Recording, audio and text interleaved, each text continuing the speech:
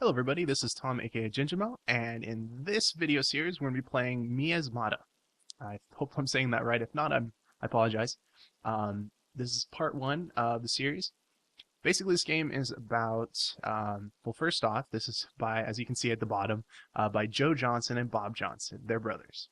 I don't know if you got that, but well, also if you read it off of Steam where you get it, you can get it for $14.99. That's pretty good for a full-length game. And yeah, it's definitely cool. I love indie games. I love the idea of indie games. I don't know, something about having an idea of a game. Actually, we'll get started, and I'll kind of talk while this kind of goes in.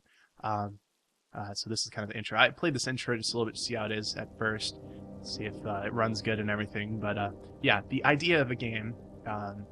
Where it's only developed by two people as an indie team is great. I really like that idea, just solely because having this creative, massive idea of a game and not having to worry about what other people in the team are really worried, like, oh, we should do this or this, and it's actually coming from, just two people.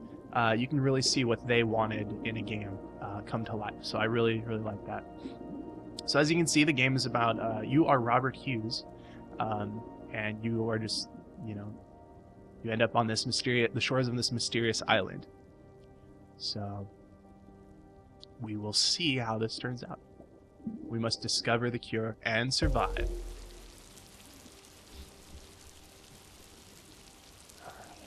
kind of looks like we're underwater, but let's give it a second here.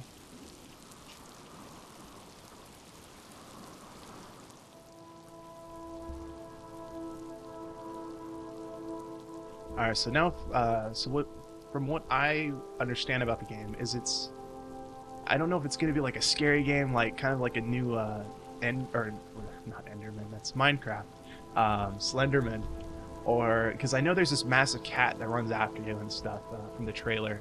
Well, first off, I mean, the game looks amazing. And actually, interesting enough, I honestly can't remember, but I think the first time I played it, it wasn't raining. Or it probably was. I just wasn't paying attention, which is horrible if I'm going to review the game. But yeah, let's get started. So the basic controls, like any first-person game, it looks like we can... actually, what's this? It's a little bug. Oh, and we can pick it up, I think. Oh, nope. We got a rock. Can we crush the bug? Oh, we can look at our watch, or our compass. Nope, we can't. Okay, and we can't touch...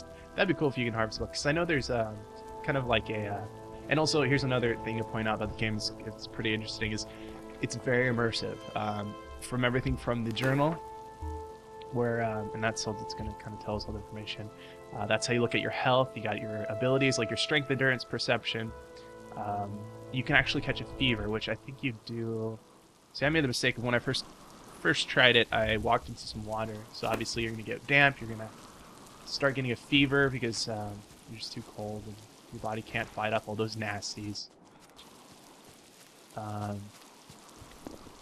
so it's... And also, you're able to slide down, like most games, it's just like you run at this even pace, but when you actually go up a hill, you actually feel like you're going up a hill, which is definitely cool too. Especially when you're trying to make a immersive survival adventure game here. Okay. I'm gonna go and hurry and get out of the rain, because I don't know for sure, but you might be able to, because your health kind of degrades because you're sick, you constantly have this disease. I don't know much about the disease yet, but I know you can get a fever, and that definitely, I'm sure the rain's not gonna help us. Okay, so I remember this part. You go in here and you get this letter, and there's a dead body over there. That's always a good start. Oh, look, there's a bird playing in blood. Isn't that nice? Okay. Alright. So this is the cure. Like, how lucky are we? We just landed on this island, and we found a cure. Well, at least the schematics to a cure. So, my tests have been successful. We have a cure. The intermediate synthesis of... Okay, this is trichorderazine. I probably butchered that. Never was really good with the whole the pronunciations of these drug things. And it's going to do the whole pharmacy thing too. Anyway, by combining the following agents. Okay, so we got Agent X, primary antibiotic, Agent Y, antitoxin, and Agent Z, or Z, uh, adjuvant. I'm not sure what that is. I'm sure someone can tell me. So it looks like we need a single injection, growth within 4 to 12 hours. Okay, cool. And yeah, so that's the cure. But unfortunately, injecting paper into your veins is not recommended, especially in video games. I mean, in real life, it's not too bad. You could probably do it and get away with it, but yeah. Oh no, don't leave me! Okay, the bird's gone. There's definitely... The controls are still kind of really weird. I don't know if we can see our feet. We can't. This is not one of those games. Controls are really weird because there's a little bit of a give to it. Like, you know, you move to the side and it almost feels like your head is actually part of your body, which is weird. Like there's an actual... you actually have body parts and stuff. You know, so like when you move your head, it feels like your vision will kind of move to the side and everything. It's really interesting. So yeah, we'll keep going. Now here's our first, oh, a little laggy here. Now the game just came out. There might be a few bugs that might pop up here and there. Well, it didn't just come out if you're watching this years from now, but right now it's in December when I'm probably going to upload this video in a couple days. But it came out in November, I think November 28th. So I'm sure they'll be all fixed, but it's a little, you know, there's a little bit of lag, but you know, textures popping in back and forth. But coming from two guys, definitely, like I myself have tried making video games, you know, and that's just so much time and effort, and you know, getting it together. And there's so many bugs you got to, you know, work out and stuff. Definitely, hats off to them. This is amazing, you know, just from two guys. Yeah, so we'll go and take a look at this. So we can get over to it. All right. So this basically tells us how I've already read all this stuff, but basically. We'll do a quick version of this. Basically, find something, you put it there, or if you have two separate things, put them in both, and then you click that, and you get your end thing right there. And there's a little nice animation that goes with it. Now, I know your character or yourself in the game can get thirsty as well, so you know, there's all that too. There's I don't know if there's a thirsty meter, a hydration meter. I didn't see one. I kind of looked around. I didn't really go through too much of it. Okay, so now it looks like, yeah, I really like this journal. This is really cool. And also when you make something, it'll appear in the flaps and everything. And you got your canteen. I don't know where the canteen's at, but we'll see in a second. As soon as we get thirsty, examination table, which is pretty straightforward. I don't think you can do anything here. This is specimen storage bin and all that stuff. Okay, so actually, let's read this one and see what it says. Storage bins allow you to preserve up to 6 plant fungal specimens at a time. You'll be able to access these specimens from any other storage bins you encounter on the island. Oh, cool. So it's kind of like a omni storage bin, which is awesome. Yeah, I'm pretty sure with that. So this is kind of an extension of your inventory. So in real life, I mean, from far as we know, we're probably running around naked with a knife. I mean, you know, you can't really tell if you have any clothes on at all. But we'll just slid down a little bit. You could probably fall in this game too. I don't know. I'm just kind of making things up. Okay, so take plants. It almost feels like you can fall down now. But all right, here we go. So we got our first plant. It's a white pink viola. I feel horrible if I mispronounce that for somehow. Typical example in the viola genus.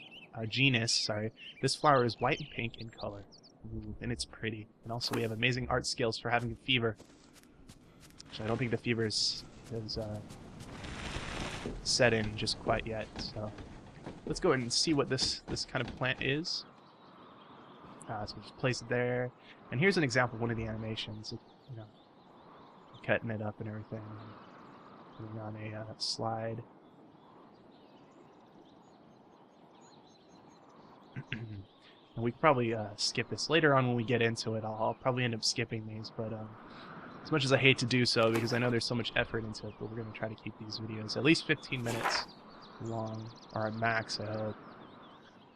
Alright, so I use liquid-to-liquid extraction to isolate the essential oils from the petals of the flower. My tests indicate these oils may have mild medical value. So what you can do is you actually make basic medicine out of just these, which is very nice, will help us out, especially when we start hurting ourselves. Because honestly, I have not made it past this part, so I don't know what's gonna happen. Okay, so just in case, we're gonna put that there, and then I'll kind of show you the animation of this. And he kind of cuts it up again, and mashes it up, you know, smooths it out. I'm sure if you had another item, it'd probably be both of them. Adding some water to it. Actually, I think that was something other than water, but we'll see. Wow. Okay, so base medic successful synthesized. Awesome. Reduce fever for a short duration, which is definitely going to help us out later on. We're going to take that, and yeah. Pretty cool stuff. You are being watched. Actually, I just noticed that. Wow. We are being watched. This is like Candid Camera. Whatever happened to that show? You're on Candid Camera. I think that's how it went. Something like that. Okay. So let's go ahead and fill our canteen real quick. Get some water too. As you can see, that's your canteen. Now, I believe, from what I read, or not read, well, actually read on this, it'll hang off your journal. Yeah, there it is. Okay, cool. So whenever we get thirsty, it looks like we have five swigs, if you will. And see how the medicine kind of just hangs out. I really like that. This is very cool. Yeah, it reminds me of all those games that kind of did those, this kind of, you know, the, what am I, can't think right now, wow, I can't think. I'm gonna use some other word, submersive, yes, submersive, right? Immersive, submersive. Let's submerge ourselves in this pond here and drown ourselves to death. No, immersive. I love these immersive menus. Another example, higher budget one was a, you know, Dead Space. How they did that immersive menu system. I really like that. But yeah, definitely cool. Okay, let's try one more thing. Because I know we probably will use these later. But what if we don't find ourselves back here? What if we find ourselves down a mine shaft somehow, or in a belly of a beast or something, and there's a laboratory. So let's go and just, I'm going to go ahead and just leave one of these here for my future self. Who knows what's going to happen? That might come in handy. Alright, so I'm going to go ahead and, yeah, we're going to end this video. We're going to do part 2. And on part 2, we're going to go to that little, looks like a little village or just like some shanty town, little shanty town shack action. We'll go and check what those are over there. Oh, what's that? Is that a squirrel? Anyway, thanks for watching.